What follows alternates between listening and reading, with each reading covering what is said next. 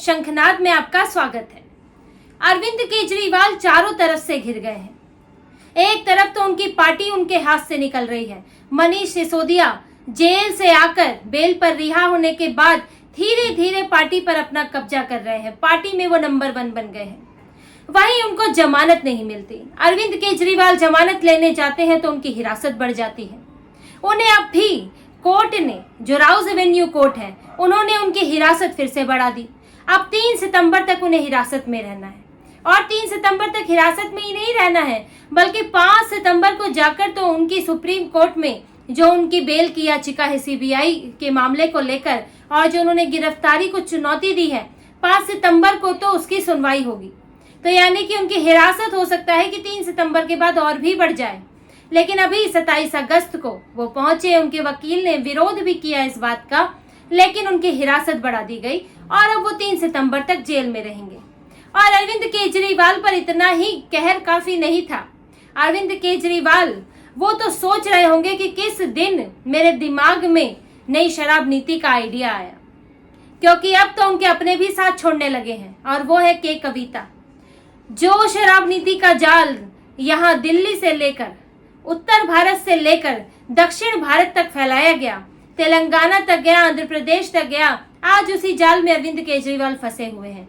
जिनके कविता पर आरोप है कि उन्होंने साउथ ग्रुप को या वहां मोबिलाइज किया उनसे ताकि किकबैक मनी निकल सके। साउथ ग्रुप को इस शराब नीति में इन्वॉल्व करने का काम, उसका आरोप के कविता पर है। उनके कविता को आज जमानत मिल गई। के कविता आज सुप्रीम कोर्ट में गई। उनका आज सुनवाई थी और उन्होंने जमानत की मांग की कि लंबा समय हो गया है, मार्च से उन्हें गिरफ्तार किया गया था और इसकी अब जांच भी पूरी हो चुकी है, इन्वेस्टिगेशन पूरी हो चुकी है सीबीआई की और ईडी की भी इन्वेस्टिगेशन पूरी हो चुकी है, तो उन्हें जमानत दी जानी चाहिए। अब पूछताछ खत्म हो गई है तो कोर्ट ने भी उनको जमानत दे दी। ईडी सीबीआई ने भी बताया कि जो जांच है वो पूरी हो चुकी है। हालांकि उसने जमानत देने का विरोध किया, लेकिन ये विरोध उस तरह नहीं था जैसा कि अरविंद केजरीवाल के समय पर दिखता है, क्योंकि के कविता से काफी पूछताछ हो भी चुकी है और के कविता ऐसे ही उनको जमानत नहीं मिली। ये बात है ध्यान देने वाली है कि के कविता को जमानत मनीष सिसोदिया की तरह नहीं मिली। मनीष सिसोदिया को तो 17 महीने हो गए थे जेल में। के कविता ने कुछ राज खोले हैं और अरविंद केजरीवाल की चिंता यही है कि उन्होंने क्या बताया है, क्योंकि देखिए के कविता इस शराब नीति की शुरुआत उन्होंने नहीं की है, वो मुख्य आरोपी भी नहीं है। कोर्ट ने जो सीबीआई ने और ईडी ने मुख्य आरोपी अरविंद केजरीवाल को बनाया है, मनीष सिसोदिया को बनाया है, लेकिन के कविता को नहीं बनाया। और जो थ्योरी है इस अपराध की, सीबीआई और ईडी जो थ्योरी बताती है वो यही है कि ये जो शराब नीति बनी, इसकी शुरुआत हुई दिल्ली में। आम आदमी पार्टी ने शुरुआत की। अरविंद केजरीवाल विजय नायर के साथ मिलकर एक शराब नीति की प्लानिंग शुरू हुई, जिससे कि जो शराब कंपनियां हैं उनको फायदा पहुंचाया जाए और उनसे किकबैक मनी के तौर पर 100 करोड़ रुपए लिए जाएं। जब ये यहाँ प्लानिंग हो गई, उसके बाद फिर साउथ ग्रुप से संपर्क किया गया और वहां पर के कविता से संपर्क किया गया, यानी कि वो जो है दूसरे स्तर पर इसमें शामिल हुई।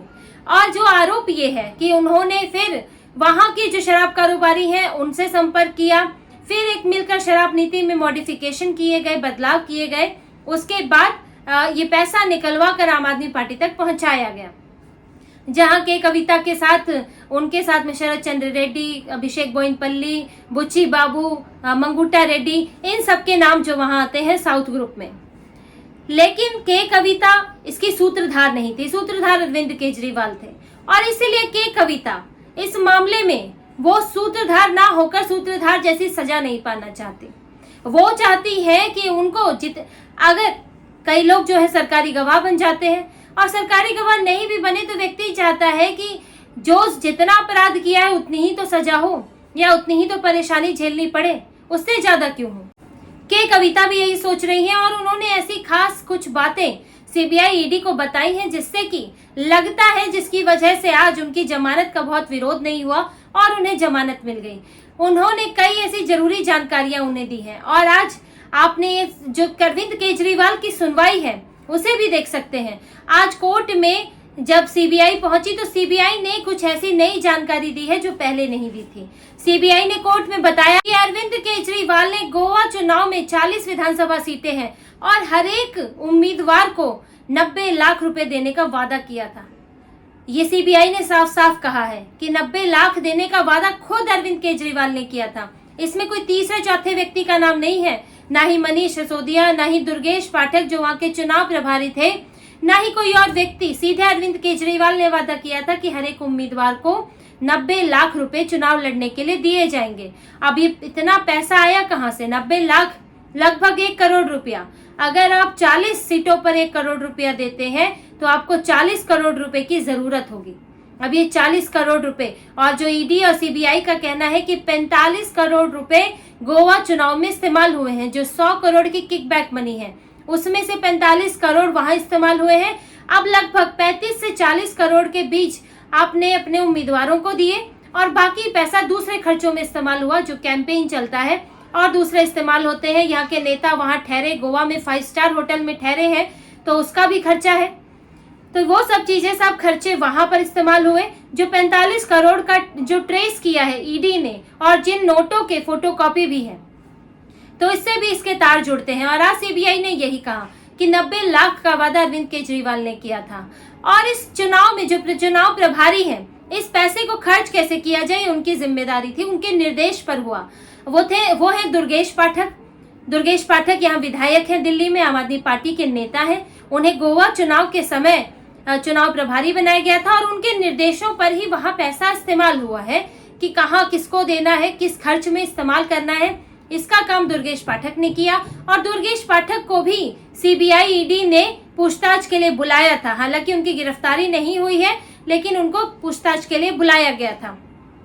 और आज सीबीआई ने आज जो ये जानकारी दी है इससे पहले नहीं दी थी। और सीबीआई ने ये भी कहा है कि ये जो पैसा है इसके सबूत है कि ये पैसा साउथ ग्रुप से आया है। साउथ ग्रुप यानी कि तेलंगाना आंध्र के जो शराब कारोबारी हैं, यानी कि जो के कविता से जुड़ी हुई चीजें हैं, उनके बारे में सीबीआई का कहना था कि साउथ ग्रुप से ये पैसा मिला है, इसके एविडेंस है, इसके सबूत हैं। आज सीबीआई ने ये बातें कही। आज के कविता रिहा भी हुई है, उनको जेल रिहा तो नहीं लेकिन जमानत मिली है उन्हें, और साउथ ग्रुप पूरा उनसे ही जुड़ा हुआ है। आखिर सीबीआई के पास कौन से सबूत हैं जो ये दिखाते हैं कि ये पैसा साउथ ग्रुप से आया है? आखिर कौन ये स्वीकार रहा है? आखिर कैसी मनी ट्रेल मिली है, कैसे पता चला है, और कहां से 90 लाख का आंकड़ा आया है? ये बात सोचने वाली है, साउथ ग्रुप को लेकर इस तरह का दावा करना। और वहीं आज के कविता को जमानत भी मिली है और अरविंद केजरीवाल की इससे टेंशन बढ़ गई है। अरविंद केजरीवाल अब परेशान ये हैं कि एक एक कर सब जमानत से बाहर आ रहे हैं, क्या क्या बताकर आ रहे हैं ये उनको नहीं मालूम है। उनको तो तब पता चलेगा जब ट्रायल शुरू होगा, जब सबूत आएंगे, तब अरविंद केजरीवाल के वकील अभिषेक मनु सिंघवी वो उन सबूतों के खिलाफ अपने सबूत पेश करेंगे या जिरह करेंगे। लेकिन उससे पहले उन्हें नहीं पता कि मनीष सिसोदिया ने क्या बताया है, कि के कविता ने क्या बताया है, ये अरविंद केजरीवाल नहीं जानते। अब अरविंद केजरीवाल जेल में बुरी तरह छटपटा रहे हैं। उनके लिए एक एक दिन भारी है, क्योंकि हर एक दिन उनके हाथ से फिसला जा रहा है, उनकी पार्टी उनके हाथ से फिसली जा रही है और अरविंद केजरीवाल इसलिए बुरी तरह परेशान है। और उनको ये तक यकीन नहीं है, और ये तो कहा भी नहीं जा सकता कि अभी जो 5 सितंबर को सुप्रीम कोर्ट में जो सुनवाई होगी तब अरविंद केजरीवाल को जमानत मिल सकती है। क्योंकि देखिए जिस तरह से अभी घटनाक्रम चल रहा है, क्योंकि हाई कोर्ट ने भी कहा था कि जो जमानत के लिए आप लोअर कोर्ट से आइए, ईडी के मामले में भी लोअर कोर्ट से होते हुए सुप्रीम कोर्ट गए थे और अब भी आपको यही करना था। लेकिन अरविंद केजरीवाल तुरंत सुप्रीम कोर्ट की मेहरबानी पाने के लिए सीधे हाई कोर्ट से सुप्रीम कोर्ट चले गए जमानत पाने के लिए।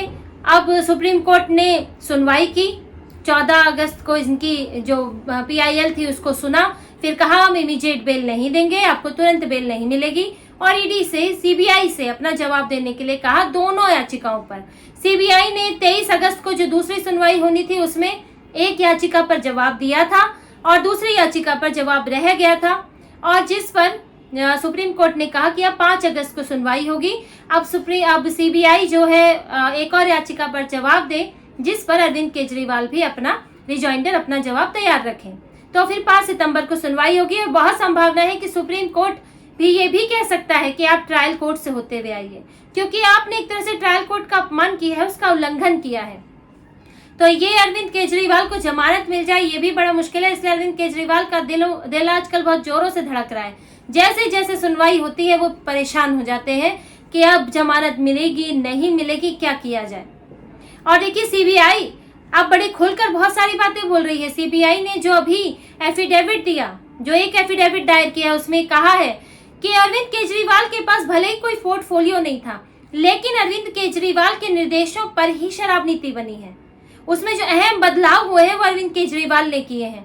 अब सीबीआई अरविंद केजरीवाल की भूमिका को खोलकर सामने रख रही है। एक तरफ शराब नीति बनाने में उनका नाम आया है, जो कि एक मुख्यमंत्री के तौर पर है, और दूसरी तरफ सीबीआई ने कहा है कि 90 लाख रुपए का वादा किया गया विधायकों को, जो कि पार्टी संयोजक के तौर पर, और ये दोनों भूमिकाओं में अरविंद केजरीवाल फंसे हुए हैं। तो देखिए अरविंद केजरीवाल अब चौतरफा घिरे हुए हैं, ना सिर्फ सीबीआई ईडी से, बल्कि अपनी पार्टी में लग रही सेंध से, मनीष सिसोदिया की बढ़ती ताकत, पार्टी में बढ़ते कद से वो परेशान है। और अब के कविता, आखिर उन्होंने क्या क्या सीबीआई को और ईडी को बोला है, अरविंद केजरीवाल ये सोचकर भी परेशान है। तो अरविंद केजरीवाल की परेशानियां अब चौगुना हो गई हैं। लेकिन 5 सितंबर को अब ये फैसला होगा कि अरविंद केजरीवाल वाकई जेल से बाहर आ पाएंगे या नहीं। तो इसी तरह की और खबरें और विश्लेषण आपके लिए लाते रहेंगे। हमसे जुड़े रहिए, सब्सक्राइब कीजिए, कमेंट कीजिए। बहुत बहुत धन्यवाद। जय श्री राम।